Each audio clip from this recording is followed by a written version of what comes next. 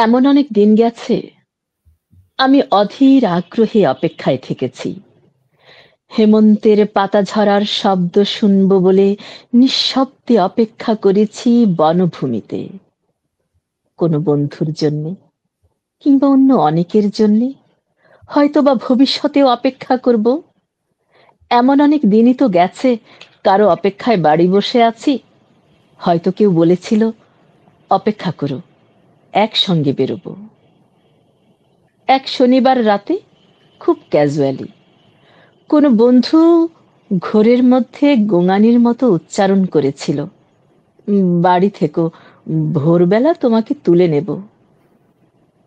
হয়তো বা ওর মনের মধ্যে ছিল চুনিয়া অথবা শ্রীপুর ফরেস্ট বাংলো।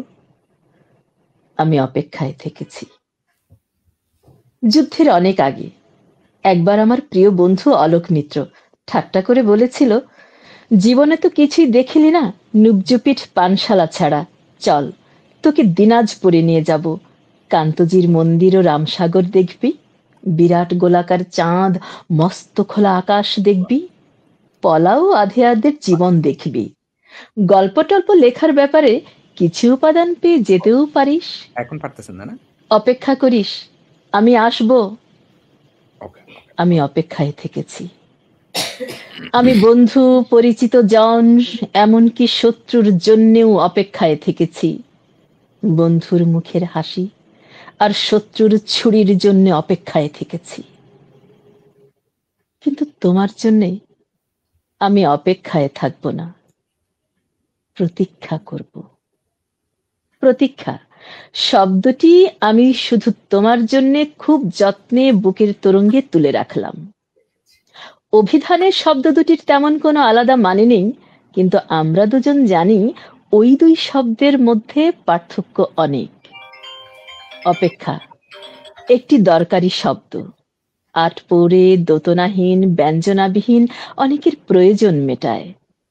প্রতীক্ষাই আমাদের ব্যবহার্য সঠিক শব্দ। অনুমান অপর শব্দটি আমাদের ব্যবহারের অযোগ্য। আমরা কি একে অপরের জন্যে প্রতীক্ষা করব না?